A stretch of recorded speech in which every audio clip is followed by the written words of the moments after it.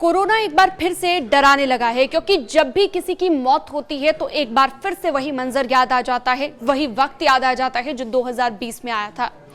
एक लड़की जिसकी मौत हो गई, पहले उसे कौन सी बीमारी थी इस वीडियो में मैं आपको बताऊंगी, लेकिन दिल्ली का ये मामला है जहां पर कोरोना से चौथी मौत हो गई है। 22 साल की लड़की ने दम तोड़ दिया। राजधानी में तेजी से कोविड फैल रहा है, लेकिन इसके लिए आपको सावधानी बरतनी है। क्या क्या सावधानियां बरतनी है ये भी मैं आपको बताऊंगी।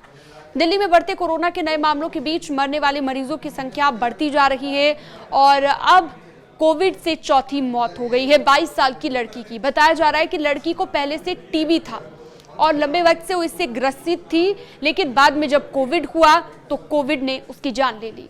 राजधानी में इस साल मरने वालों की संख्या 4 हो गई है, लेकिन इस बार अगर दोबारा से हालात बिगड़ते हैं तो आपको डरने की बिल्कुल जरूरत नहीं है, क्योंकि अस्पतालों में पर्याप्त व्यवस्थाएं हैं।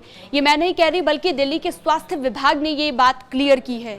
कोरोना के इलाज के लिए अस्पतालों में पर्याप्त व्यवस्था की गई है, साथ ही निजी अस्पतालों का भी सहयोग लिया गया है। मरीजों को फिलहाल डरने की जरूरत नहीं है। विभाग किसी भी स्थिति से निपटने के लिए तैयार है। अस्पताल में मरीजों के लिए बिस्तर, दवा सहित अन्य जरूरी उपकरण उपलब्ध करा दिए गए हैं। लेकिन अगर आपको लक्षण नजर आते हैं तो हल्के में बिल्कुल ना लें। एक्सपर्ट्स कहते हैं कि कोरोना को फिलहाल हल्के में लेना भी खतरनाक हो सकता है।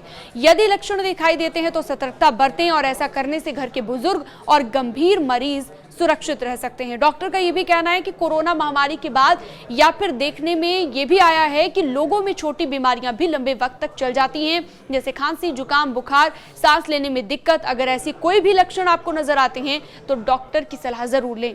अगर किसी में कोविड के लक्षण दिखाई दे, डॉक्टर की सलाह नहीं लेना चाहते हैं तो भी एक बार कोविड का टेस्ट कराना जरूरी है। इस तरह की और खबरों के लिए आप हमारे साथ जुड़ सकते हैं। न्यूज़ 18 के डिजिटल प्लेटफॉर्म पर आप जुड़ सकते हैं। न्यूज़ 18 को सब्सक्राइब करना ना भूलें।